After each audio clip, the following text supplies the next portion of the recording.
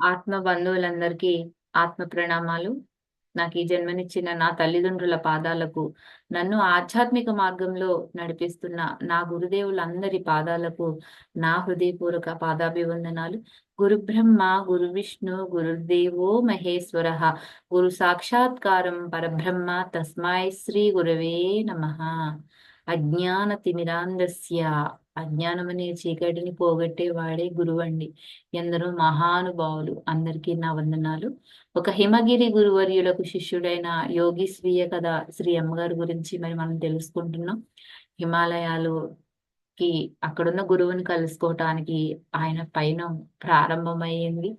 మరి చిన్న ఆయన వయసు 6 ఏళ్ల 3 ఏళ్ల వయసు నుంచి మనం 20 ఏళ్ల వయసు వరకు ఏం జరిగింది అనేది ఇప్పటి వరకు తెలుసుకున్నాం. ఇక ముందు ఆయన జీవితంలో ఆ యువకుడైన శ్రీ అమ్మగారు శివప్రసాద్ గారు ఆయన యొక్క జీవితం ఎలా ఉండబోతుంది అన్న విషయాల్ని ఈ రోజు మనం తెలుసుకోబోతున్నాం. ఆయన మాటల్లోనే మరి విందామండి. నిన్ను అడిగారు కదా, ఆ నీ పేరేంటి, నువ్వేం చదువుకున్నావు, ఎక్కడి నుంచి వచ్చావు, నీ యొక్క ఫ్యామిలీ విషయాలు ఏంటి, ఇవన్నీ అడిగారు కదండి. ఆ తర్వాత, ఇంతకు ముందు యోగాన్ని అభ్యసించావా? అవును మహారాజ్, 8వ ఏడాది నుంచే. సంస్కృతం నీకు తెలుసునా? అంత ఎక్కువేమీ కాదు, కానీ నేను దేవనాగరి లిపిని చదవగలను. హిందీ నా రెండో భాష. ఊ, మరి ధ్యానం? ఏదో ఒక రకమైన ధ్యానం నాకు సహజంగానే అబ్బింది. మీకు తెలుసుగా మహారాజ్, నా చిన్నప్పుడు నేను ఒక యోగిని కలుసుకున్నానని, ఆయన నన్ను దీవించారని. ఇంతకు ముందు పనస చెట్టు కింద కలిసిన విచిత్రమైన యోగి సంబంధమైన కథను చెబుదామని ప్రయత్నిస్తే, మామూలుగానే స్తంభించే నా కంఠ తంత్రులు స్తంభించకుండా ఇంతపాటి మాత్రమైనా చెప్పగలిగానని దిగ్భ్రాంతి చెందాను. ఎందుకంటే చిన్నప్పటి నుంచి నీకు పనస చెట్టు కిందండి ఆ యోగి దర్శనం కలిగిన కాడి నుంచి ఎవరికి చెప్దామన్నా కూడా ఆయన నోట్లోంచి మాట మాత్రం వచ్చేది కాదండి. కానీ ఈ రోజు ఇక్కడ ఆ విషయం నేను చెప్పగలిగాను అని ఇక్కడ మనకి తెలియచేస్తున్నారనమాట. కానీ ఆ పైన ఏ మాట పెగిలి రాలేదు. మళ్ళీ తాళం పడిపోయింది నోటికి. నేను ప్రయత్నించడం మానేశాను. అంటే చెప్పడం ఇంకా మానేశారనమాట. నా కళ్ళ వైపు సావధానంగా చూస్తున్నారు స్వామి చిదానందజీ. ఆయన గాఢంగా నిట్టూర్చి హరి ఓం అని ఒక గంభీర కంఠంతో పలికి నా తలను తట్టాడాయన. ఊ, క్రితం జన్మ ప్రభావాలు. దేవుడు నిన్ను దీవించాలి. నీ జన్మ నామమేమిటి? నేను ఈ రోజున పడ్డ రెండో అఘత్తాన్నించి బయటపడి నోరు తెరిచే లోపునే ఆయన అన్నాడు. సర్లే, నువ్వు చెప్పక్కర్లేదులే. మా ఆసనాచార్యుడి నుంచి ఆసనాలను మరికొంత ప్రాణాయామము నేర్చుకో. ఇక్కడ ఎన్నాళ్ళు ఉండదలుచుకుంటే అన్నాళ్ళు ఉండు. మీది హిమాలయాలు, నిన్ను అనివార్యంగా ఆకర్షిస్తున్నాయని నేను ఎరుగుదును. అలా అనిపించినప్పుడు నువ్వు స్వేచ్ఛగా వెళ్ళిపోవచ్చు. బహుశా నీ అదృష్టం ఆ పర్వతాలతో ముడిపడి ఉందేమో. నీకేమైనా సమస్యలుంటే నాకు చెప్పు. దేవుడు నిన్ను దీవించుగాక. హరి ఓం. చూడండి ఫ్రెండ్స్, ఇక్కడ నీ జన్మ నామం ఏమిటి, క్రితం జన్మ ప్రభావము అని చెప్తున్నారండి ఈయన స్వామి చిదానందజీ గారు. ఎందుకంటే మనం ఇదివరకటి క్లాసుల్లో ఒక ఫకీరు హిమాలయాల్లో తపస్సు చేసుకుంటున్న ఒక కుర్ర గురువు దగ్గరికి వెళ్తాడండి. మధు అని ఒక కుర్రవాడు ఉన్నాడు. మీకు గుర్తుందో లేదో, గత క్లాసుల్లో మనం చెప్పుకున్నాము. అప్పుడు ఆ ఫకీరు ఈ మధుని కలవడానికి వచ్చినప్పుడు ఏమైందండి, అతని ఒళ్ళంతా మురికిగా, ఏంటి, కురుపులతో, ఉమ్, చూడడానికి అసహ్యంగా, వాసన కూడా కొంచెం ఇది మురికి వాసన అది వచ్చినప్పుడు ఉంటే అతను వెళ్ళేటప్పటికి మధు కోపడి నువ్వు ఇందుట్లో పడి చనిపో అని చెప్తాడు కదండి. చనిపో అని చెప్పినప్పుడు ఆ ఫకీరు వెళ్ళి అక్కడున్న గంగా నదిలో దూకేస్తాడు. దూకి ఆత్మహత్య చేసేసుకుంటాడు. ఆ తర్వాత మధుని ఆయన యొక్క గురువు వచ్చి, ఆ మహావతార్ బాబాజీ గారు వచ్చి ఏం చేస్తారు, నువ్వు చేసింది తప్పు.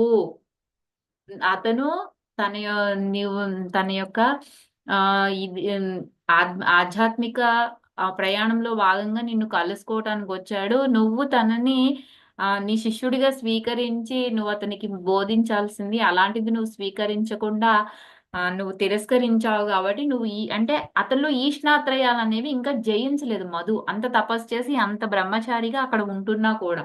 అందువల్ల నువ్వు కూడా ఈ శరీరాన్ని వదిలే, ఈ జన్మని ఇంకా చాలించి మళ్ళీ ఇంకొక జన్మ ఎత్తు అని అక్కడ చెప్తారండి. అప్పుడు తను ఏం చేస్తాడు?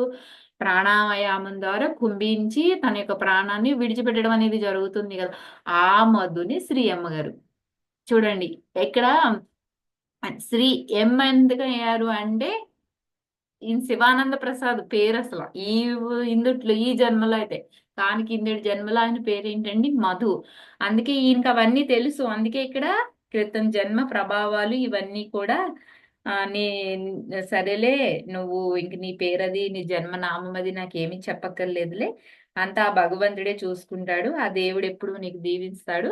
నువ్వెప్పుడు వెళ్ళాలనుకుంటే, ఎందుకంటే ఆయనకు కూడా అర్థమైపోయింది. ఈయన వచ్చింది ఆ హిమాలయాల్లో ఉన్న ఆయన గురువుని కలుసుకోవడానికి.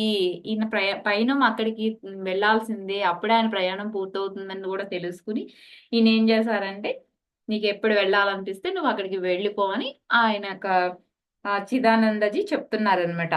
ఆశ్రమంలో నేను ఒక నెల్లాళ్ళు అపురూపంగా గడిపాను. యోగ తరగతిలో చేరాను.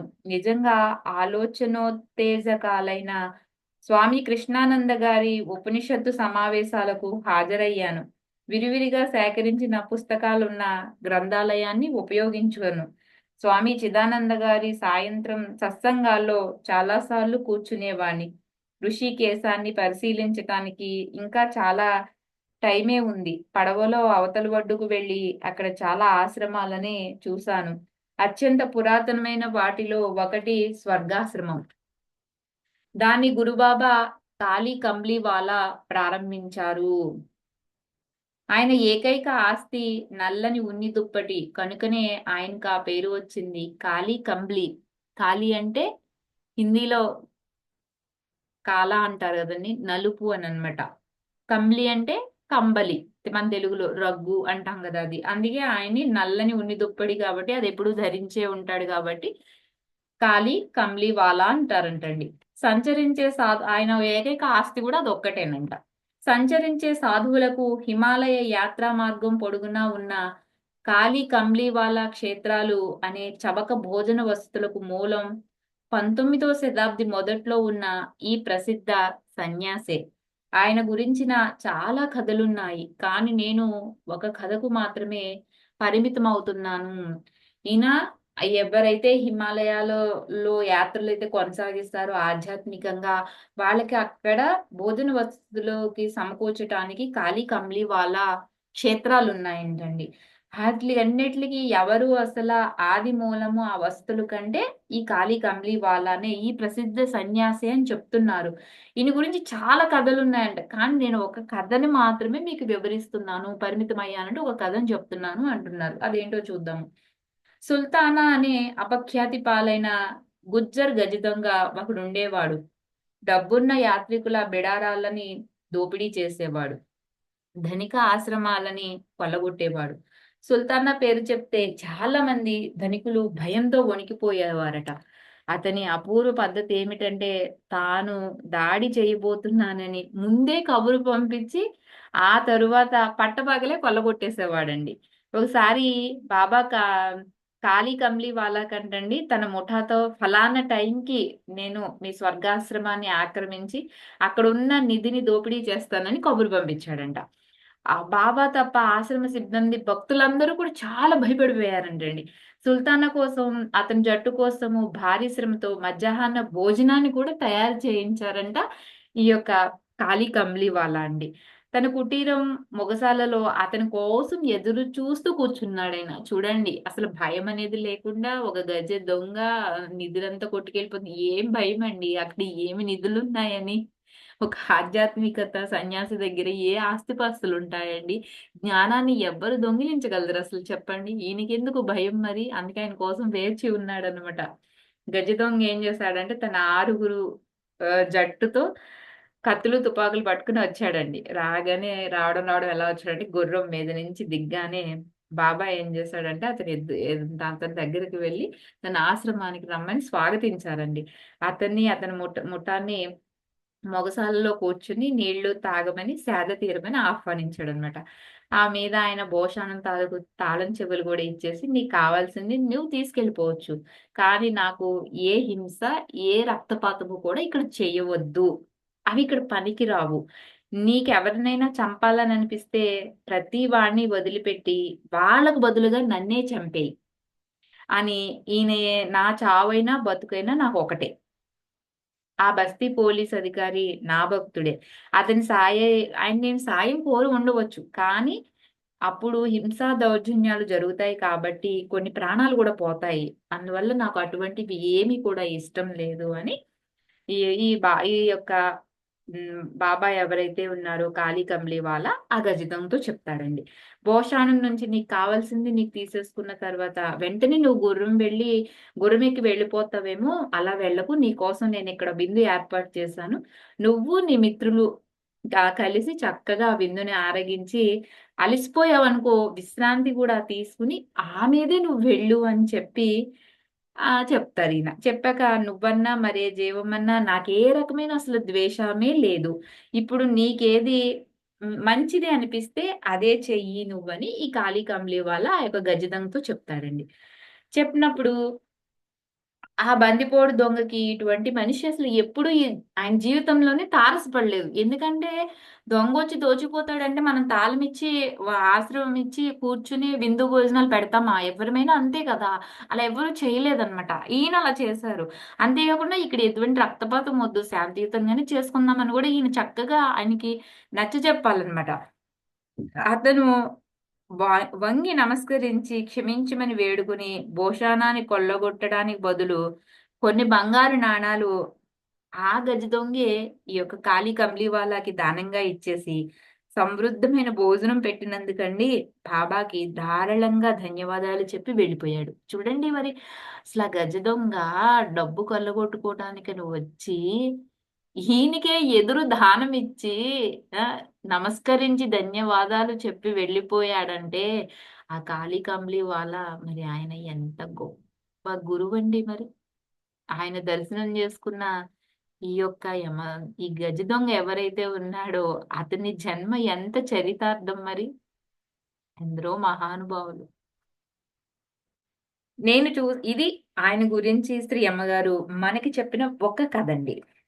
ఓకే. తర్వాత అక్కడ ఇంకా మిగతాది వర్ణన చేస్తున్నారు. అదేంటో చూద్దాము. నేను చూసిన కొన్ని ఆశ్రమాలు, అందుట్లో కొన్ని యోగా నికేతన్, పరమార్థ నికేతన్, గీతా భవన్, టీఎంఎక్స్ ప్రతిష్ట ఉన్న మహేష్ యోగి తన శిష్యుడైన బీటెల్స్ కోసం కట్టించిన వాతానుకూలమైన గుహలను, అలాగే సమశీతోష్ణ స్థితి ఉన్న ఆ గుహల వెనుక ఒక దట్టమైన అడవి ఉంది. కొండ మీదున్న నీలకంఠ మహాదేవుడి దగ్గరకు వెళ్ళడం కోసం కష్టమైన ప్రయాణం చేసేవాళ్ళం. వాళ్లకు దారి అక్కడి నుంచే ప్రారంభమవుతుంది. ఆ కొండ మీదున్న అంటే ఆ యొక్క హిమాలయాల్లో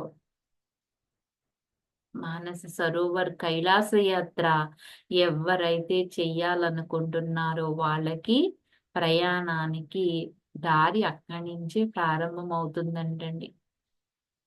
ఆ అడవి మధ్యలోంచి వెళ్లే సన్నని దోవ లక్ష్మణ్ జూలాను తీసుకుని వెళ్తుంది.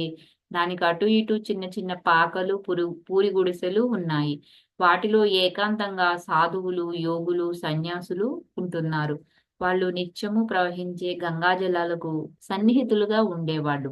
అక్కడ ఒక హాయి గొలిపే చిన్న గుహ ఉంది. అది నదికి అభిముఖంగా ఉంది. దాని చుట్టూ పెద్ద పెద్ద గండశిలలున్నాయి. అక్కడ మస్తా రాంబాబా అనే గుండ్రటి ముఖమున్న పొట్టి మనిషి ఉన్నారు. అతను ఎప్పుడూ కూడా ఆనందమగ్నుడై ఉండేవాడు. ఆనందంలో మత్తెక్కినట్టు ఉండేవాడు. ఆయన భక్తులు ఆ గుహ దగ్గర ఒక కట్టె దొంగల ఆవరణలో చేరి భక్ భక్తి గీతాలు పాడేవాళ్ళు. మస్త్ రామ్ బాబా అరుదుగా మాట్లాడేవారు. చూసారా ఫ్రెండ్స్? మరి మనకి ఆ గురువుల యొక్క ఆ సహాయ సహకారాలు మనకి ఏ విధంగా ఉంటాయి. మనం మనం ఏ పని చేస్తున్నా వాళ్ళు మనకు చూస్తానే ఉంటారండి. మరి ఈ జ్ఞానాన్ని మనం అందరికీ తెలియచేద్దామండి. Thank you for watching. మరి రేపటి క్లాస్లో మిగతా భాగాన్ని ఆయన యొక్క హిమాలయాల ప్రయాణ విశేషాలు తెలుసుకుందాం. అప్పటి వరకు అందరికీ కూడా ధన్యవాదాలు.